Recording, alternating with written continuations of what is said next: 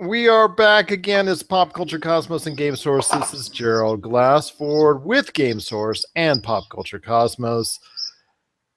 Good friends as far as it's concerned, all over the place. In fact, I have one here today with me on the line right now. It is the president and CEO of Mario Party Wars. He is Salvador Villa. How are you, Hey my friend? everyone. I'm good, Gerald.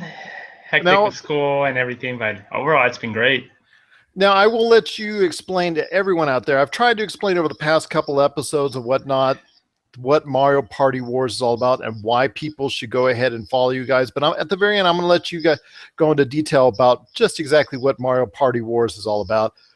But I wanted to talk to you more since you are also an expert on the rise of board gaming, because board gaming in the past, in recent years, has skyrocketed as far as to become a major part of pop culture.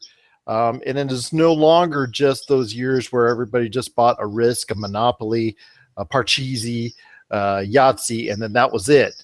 It is something now that's branched out into all levels of as far as explosion in retail shelves, even beyond what I played as far as Dungeons and Dragons as well, moving and beyond that. I'd like you to explain more to everyone out there just what is available on the market and some of your choices as far as the best that board gaming has to offer right now. Yeah, sure. So, board games have been around for a really long time. There's a really good store here in Las Vegas known as Meepleville. And so if you ever get the chance to and you want to buy board games, I recommend that store as probably the top one to go to. But yeah, board games have been around probably, I would say, anywhere between the 1920s to the 1960s when they first started. And there were a lot of unique games back then, mostly relating to stuff about war, as I found out, because they actually, Meepleville has a really interesting historical shelf of games that were made back then. But then it got, to more stuff like Monopoly and Yahtzee and some of the more classic games that families could buy and families could have fun playing with. And it was just something more, you either played it or you didn't, because it wasn't really something that anyone considered popular or mainstream. No one was going to really advertise it unless you actually were a part of that circle.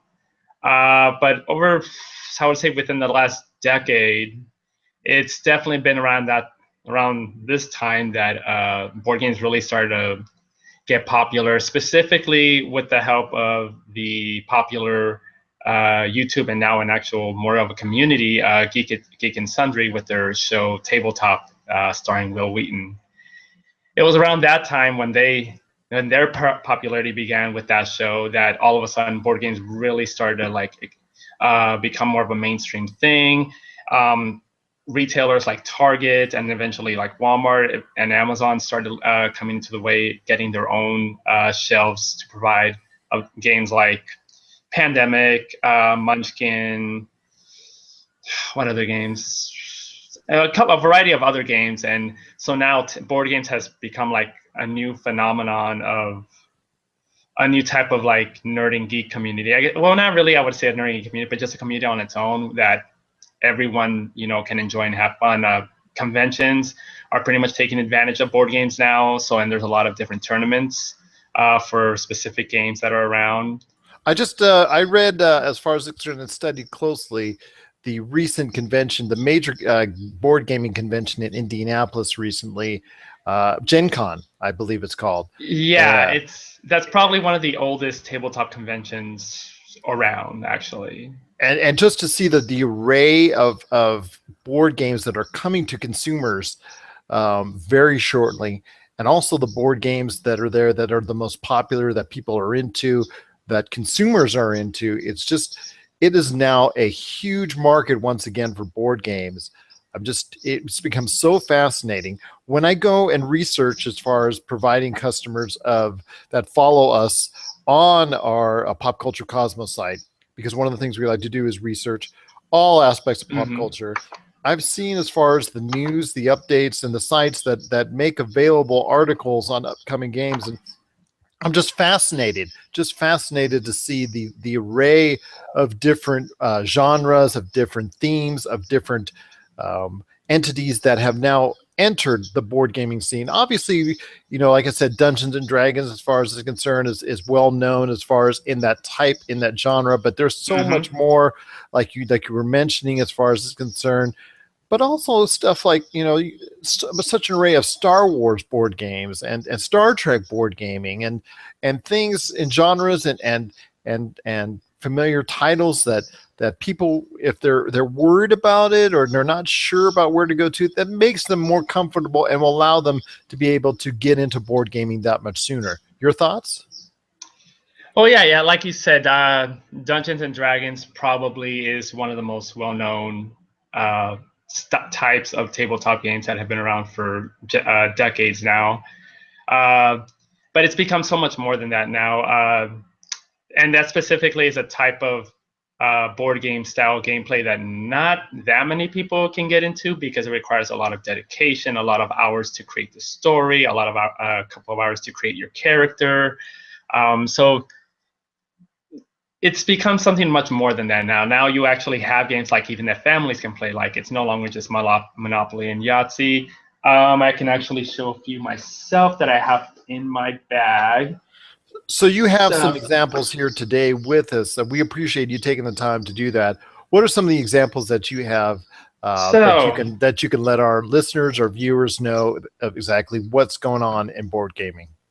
so actually, I have one right here called Welcome to the Dungeon. This is made by Yellow Games, which is actually one of my favorite tabletop companies, especially if you're more of a family type of person who and enjoys playing with your family. They have pretty much some of the best games families can play because they're very short and simple. They're very easy to learn, and it doesn't take a whole lot of effort to like get into it because you can use your imagination for it. And basically, what you do in this is you all act as a warrior and you're trying to face monsters, and you basically add monsters to a deck pile that you're going to be forced to face, or someone is, and you start removing equipment because there's a set equipment for there's 4 different classes you can choose from, and when someone is forced to actually play against that monster, they better make sure they have enough equipment on them because if not, well, you lose and then the other player wins. But it's a fairly simple game. It takes no longer than 30 minutes, and each round is like 3 to 5 minutes at most. But that's one. It's just a very simple game. Anyone can play. Even your kids can play it. And then we have something a little more complicated, but If my kids honestly, play it, I know they're not going to stop. That's all I'm going to say. not being a warrior, not at all. And then we have something more complicated like this called Tales of the Arabian Nights. That's by Z-Man Games, which is also the creator of Pandemic. And that one, it's a storytelling game. You go around the board exploring the vast world of Tales of the Arabian Nights, and it actually has a giant story filled with different scenarios.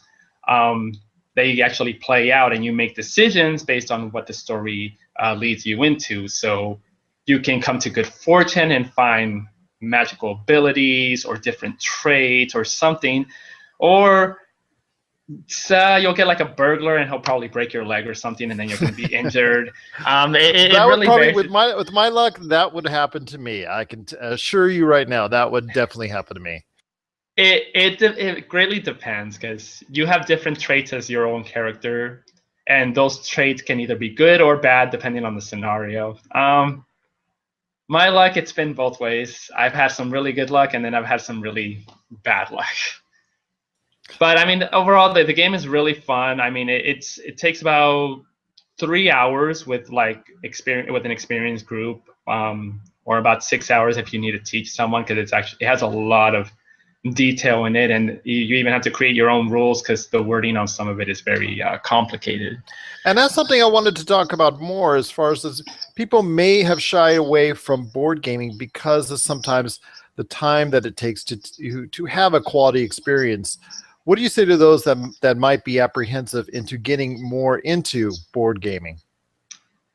Well, the way I would go is start off small. If you really don't know what you would want to play and you're hesitant about wanting to start off, either ask your friends or go to a local tabletop store, or even just ask like on a forum or something, what are some simple but very good choices to play. And you'll probably get a lot of stuff from like Yellow Games, maybe a lot more from independent developers, because there's actually a lot of indie developers, just like in the video game industry, for the tabletop industry.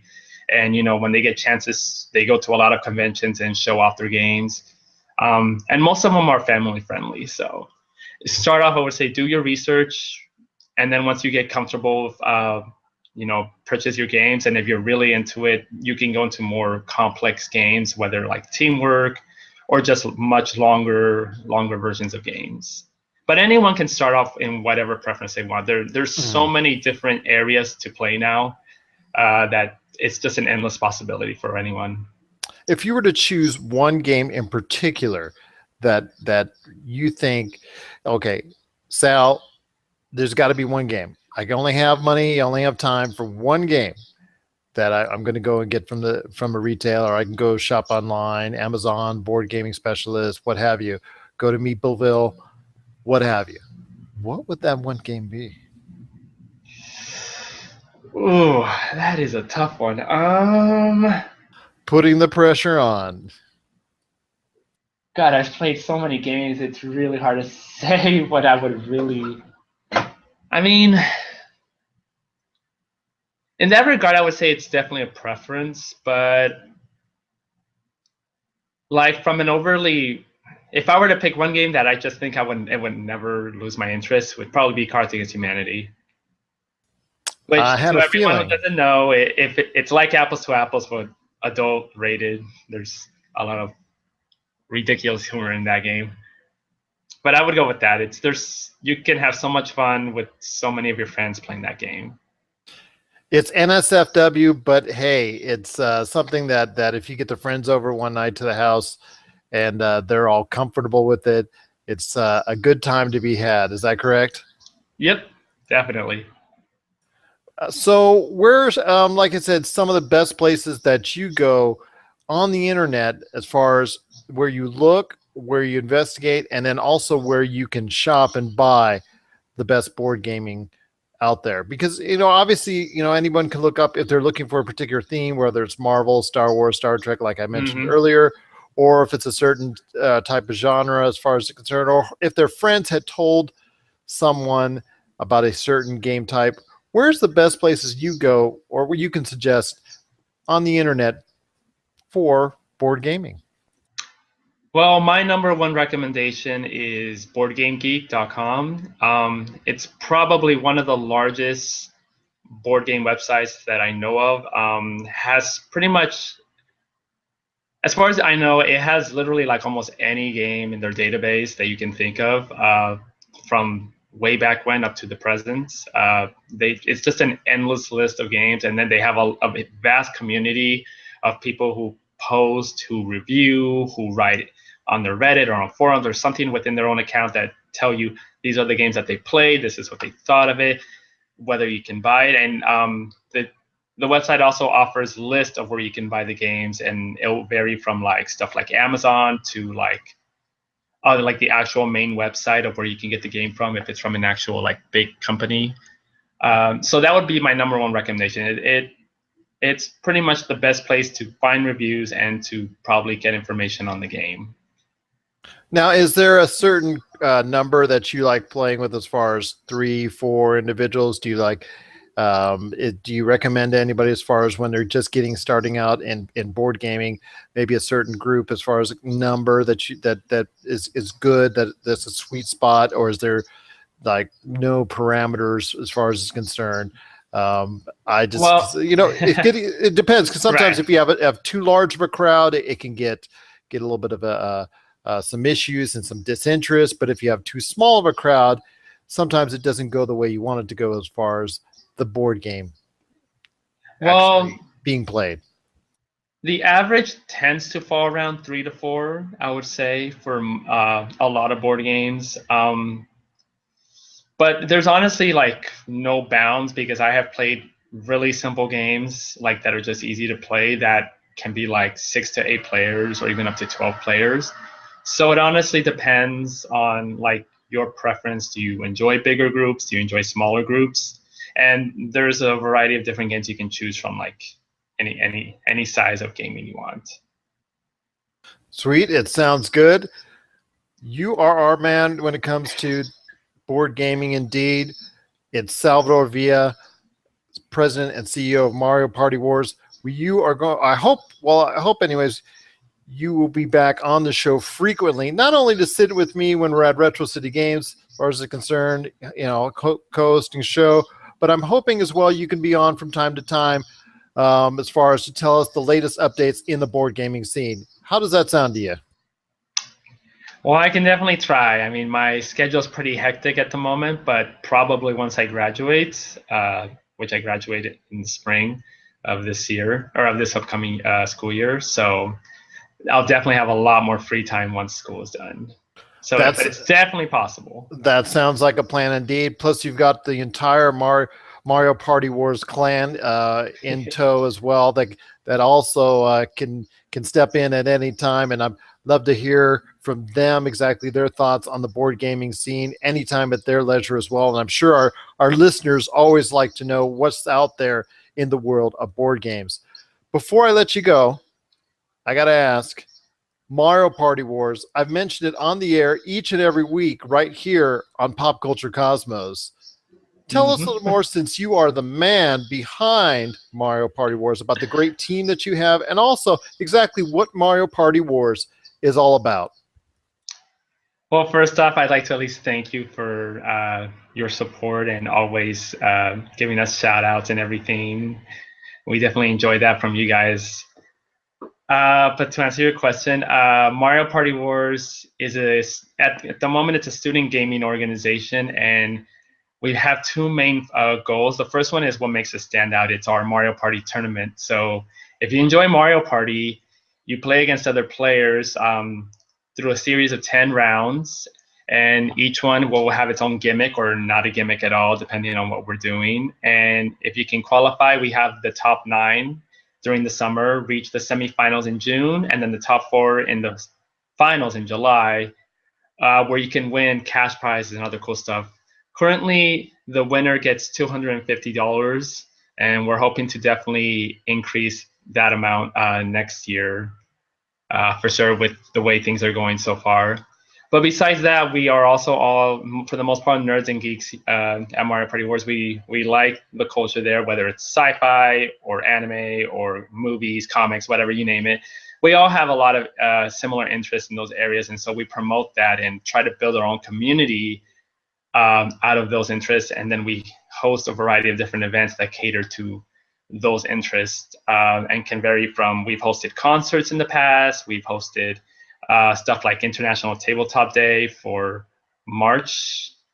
We've done large-scale game nights, among other things. And then we're always like giving away prizes. We're always trying to come up with new ideas to either give back to the community or just how to better ourselves and become a better community as a whole. And so we're really proud of what we do. All of our hard work always pays off. We always get so much support from everyone. Well, that's great to hear, my friend. And I know Mario Party Wars has always embraced me, whether it's Game Source or Pop Culture Cosmos, as far as it's concerned. You guys have always been supportive. You, Larna, Yelthin, and the entire crew has been just a tremendous help as far as helping get Pop Culture Cosmos off the ground and here each week right here on the Podcast Radio Network, and also as well Pop Culture Cosmos at WordPress.com. Just appreciate what you're doing for us. How can people interested get a hold of more of Mario Party Wars? Well, for anyone interested in finding out more about us, you can check out our website, our Google website. So just type in Mario Party Wars on Google. It'll literally come up. We actually come up very easily now. But you can also find us on Facebook. You can find us on Twitter, Instagram. We do live streams actually on Wednesdays and Thursdays. Currently, my VP is playing Super Mario Sunshine for Wednesday. And on Thursdays, they do first-person shooters. So at the moment, they're playing like Overwatch and Halo. So, yeah. Oh, that's very nice. That's very nice. But yeah, Oh, well, you can pretty much find us on any social media medium And almost. they're on Twitch, right? Correct, on your Twitch Yeah, channel? Twitch, and then we upload them on YouTube. Sweet. So you are guys are connected indeed. So once again, that is Mario Party Wars. Follow them on Facebook, Twitter, Twitch, and YouTube. Again, Sal, it's been a pleasure having you on the show, and hopefully you'll be able to come back on many more times, telling us and giving us the latest exactly on the board gaming scene. It's my pleasure. Thank you for your time. Thank you. And up next, we are going to be talking about more about video games, films, TVs, comic books, and more pop culture right here on the Pop Culture Cosmos and Game Source. Awesome.